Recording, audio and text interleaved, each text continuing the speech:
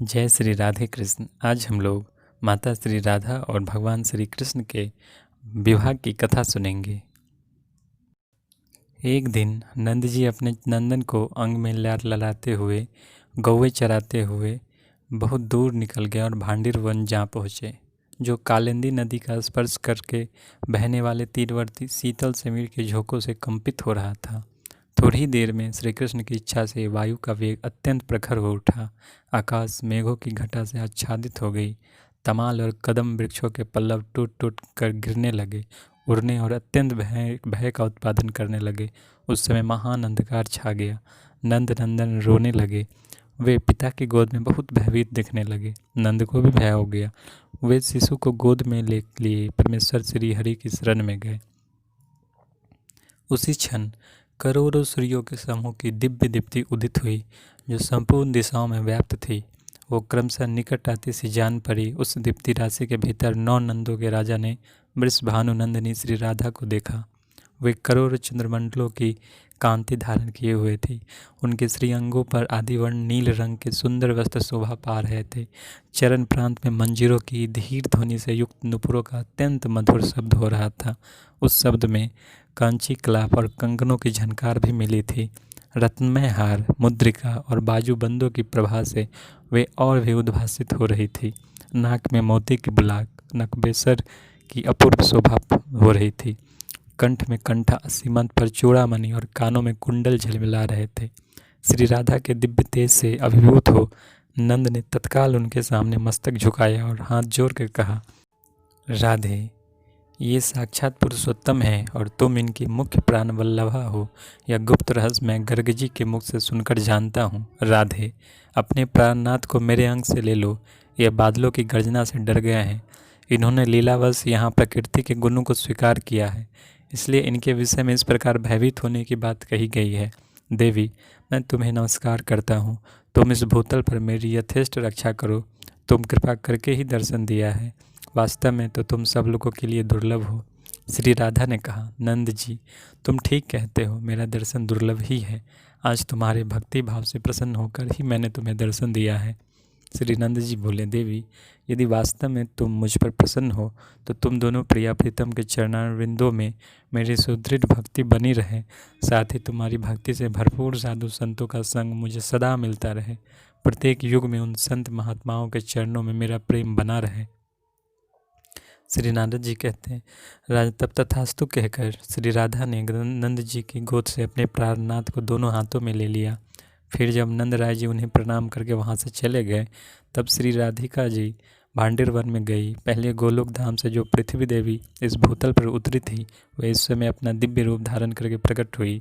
उक्त धाम में जिस तरह पद्मराग मणि से जटित सुवर्णमयी भूमि शोभा पाती थी, उसी तरह इस भूतल पर भी वज्रमंडल में उस दिव्य भूमि का तत्क्षण अपने संपूर्ण रूप से आविर्भाव हो गया।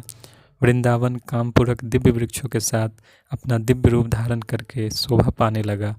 कलिंदी नंदिनी यमुना भी तट पर सुवर्ण निर्मित प्रासादों एवं सुंदर रत्नमय सोपानों से संपन्न हो गई।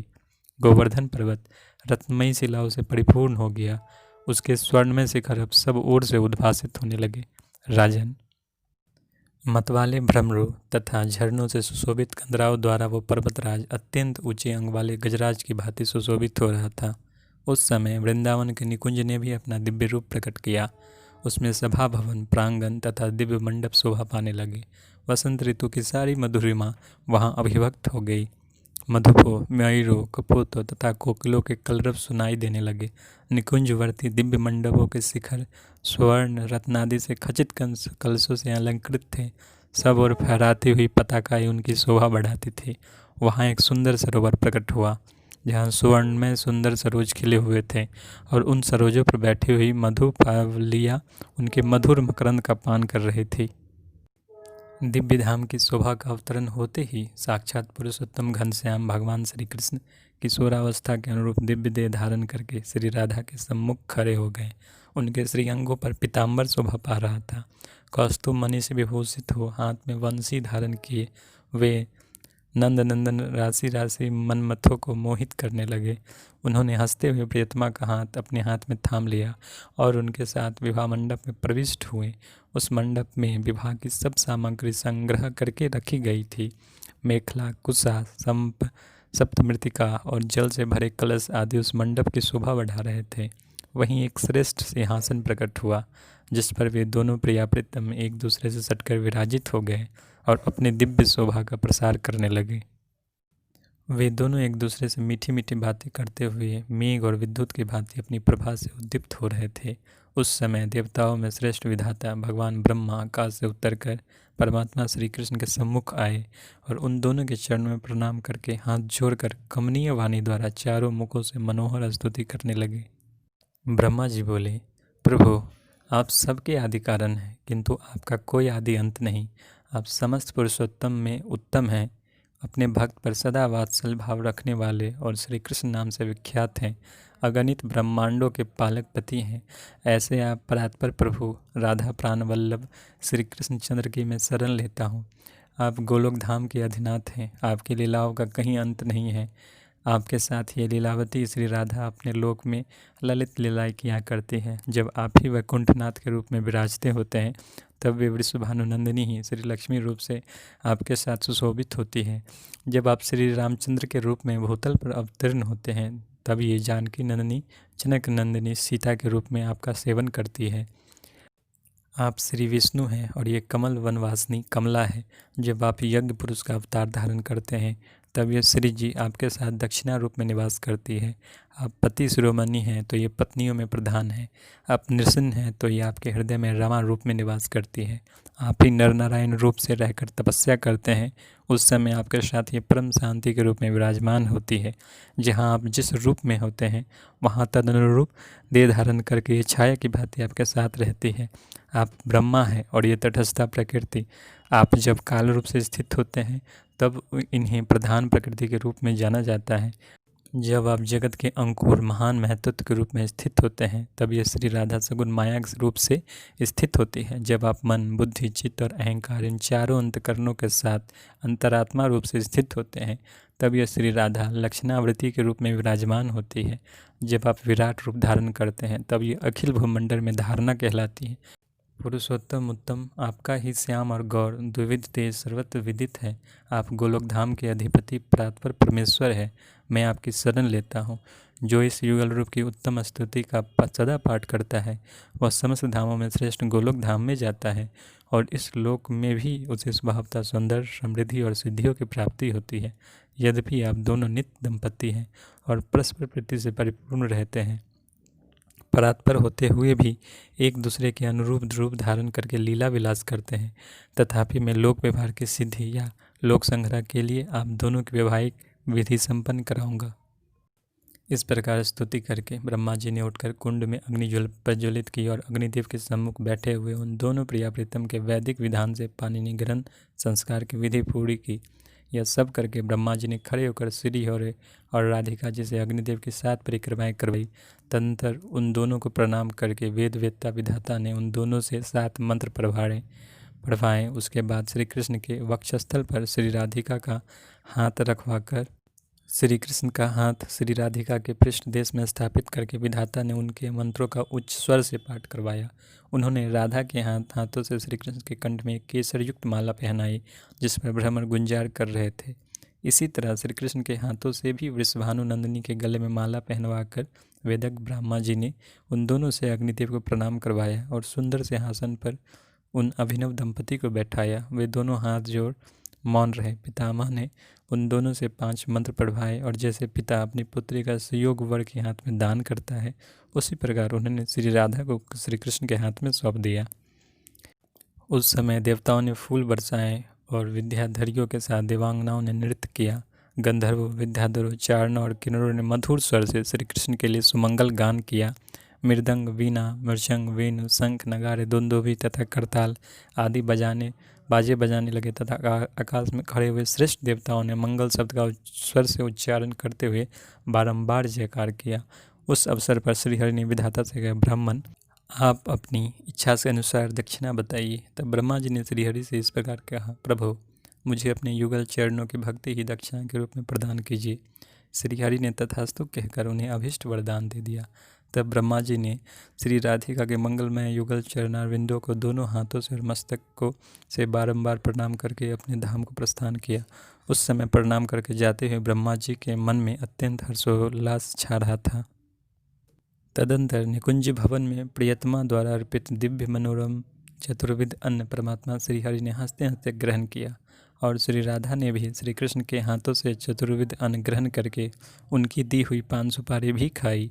इसके बाद श्रीहरि अपने हाथ से प्रिया का हाथ पकड़कर कुंज की ओर चले। वे दोनों मधुर आलाप करते तथा वृंदावन, यमुना तथा वन की लताओं को देखते हुए आगे बढ़ने लगे। सुंदर लता कुंजों और निकुंजों में हंसते और छिपते हुए श्री कृष्ण को शाखा की ओट में देखकर पीछे से आती हुई श्री राधा ने उनके पीताम्बर का छोर पकड़ लिया। फिर श्री राधा ने भी माधव के कमलोपल हाथों से छूटकर भागी और युगल चरणों के नुपुरों की झंकार प्रकट करती हुई यमुना के निकुंज में छिप गई। जब श्रीहरि ने एक हाथ की दूरी पर रह गई तब वो पुनः उठकर भाग चली। जैसे तमाल सुनहरी लता से और मेघ चपला से सुशोभित होता है तथा जैसे नीलम का महान पर्वत स्वर्णांकित कसौटी से शोभा पाता है, उसी प्रकार रमणी श्री राधा से नंद नंदन श्री कृष्ण सुशोभित हो रहे थे। रास रंगस्थली के निर्जन प्रदेश में पहुंचकर श्रीहरि ने श्री राधा के साथ राज का रस लेते हुए लीला रमन किया। भ्रमरों और मयूरों के कल कूजन से मुखरित लताओं वाले वृंदावन में वे दूसरे कामदेव की भांति विचर रहे थे। परमात्मा श्री कृष्ण हरि ने जहाँ मतवाले भ्रमर गुंजर करते थे, बहुत से झरने तथा सरोवर जिनकी शोभा बढ़ाते थे और जिनमें दीप्तिमती लता वल्लड़ियाँ प्रकाश फैलाती थी, गोवर्धन की उन कंदराओं में श्री राधा के साथ नृत्य किया। तत्पश्चात श्री कृष्ण ने यमुना में प्रवेश करके वृषभानुनंदिनी के साथ विहार किया। वे यमुना जल में खिले हुए लक्षदल कमल को श्री राधा के हाथ से छीनकर भाग चले। जब श्री राधा ने हंसते हंसते उनका पीछा किया और उनका पीताम्बर, वंशी तथा वेद की छड़ी अपने अधिकार में कर ली, श्रीहरि कहने लगे, मेरी बांसुरी दे दो। तब श्री राधा ने उत्तर दिया, मेरा कमल लौटा दो। तब देवस्वर श्री कृष्ण ने उन्हें कमल दे दिया। फिर राधा ने भी पीताम्बर, वंशी और बेत श्रीहरि के हाथ में लौटा दी। इसके बाद फिर यमुना के किनारे उनकी मनोहर लीलाएं होने लगी। तदंतर भांडिर वन में जाकर व्रज गोप रत्न श्रीनंदन ने अपने हाथों से प्रिया का मनोहर श्रृंगार किया, उनके मुख पर पत्र रचना की, दोनों पैरों में महावर लगाया, नेत्रों में काजल की पतली रेखा खींच दी तथा उत्तम उत्तम रत्नों और फूलों से उनका श्रृंगार किया। इसके बाद जब श्री राधा ने भी श्री हरि को श्रृंगार धारण करने के लिए उद्यत हुई, उसी समय श्री कृष्ण अपने किशोर रूप को त्याग कर छोटे से बालक बन गए। नंद ने जिस शिशु को जिस रूप में राधा के हाथों में दिया था, उसी रूप में धरती पर लौटने और भय से रोने लगे। श्री हरि को इस रूप में देखकर श्री राधिका भी तत्काल विलाप करने लगी और बोली, हरि, मुझ पर माया क्यों फैलाते हो? इस प्रकार विषादग्रस्त होकर रोती हुई श्री राधा से सहसा आकाशवाणी ने कहा, राधे, इस समय सोच न करो, तुम्हारा मनोरथ कुछ काल के पश्चात पूर्ण होगा। यह सुनकर श्री राधा शिशु रूपधारी श्री कृष्ण को लेकर तुरंत व्रजराज की धर्मपत्नी यशोदा जी के घर गई और उनके हाथ में बालक को देकर बोली, आपके पतिदेव ने मार्ग में इस बालक को मुझे दे दिया था। उस समय नंद गृहिणी ने श्री राधा से कहा, वृषभानुनंदिनी राधे, तुम धन्य हो, क्योंकि तुमने इस समय जबकि आकाश मेघों की घटा से आच्छन्न है, वन के भीतर भयभीत हुए मेरे नन्हे से लाला की पूर्णतः रक्षा की है। यो कहकर नंद रानी ने श्री राधा का भली भांति सत्कार किया और उनके सद्गुणों की प्रशंसा की। इससे वृषभानुनंदिनी श्री राधा को बड़ी प्रसन्नता हुई। वे यशोदा जी की आज्ञा ले धीरे धीरे अपने घर चली गई। माता श्री राधा और भगवान श्री कृष्ण के विवाह की कथा पूर्ण हुई। जय श्री राधे कृष्ण।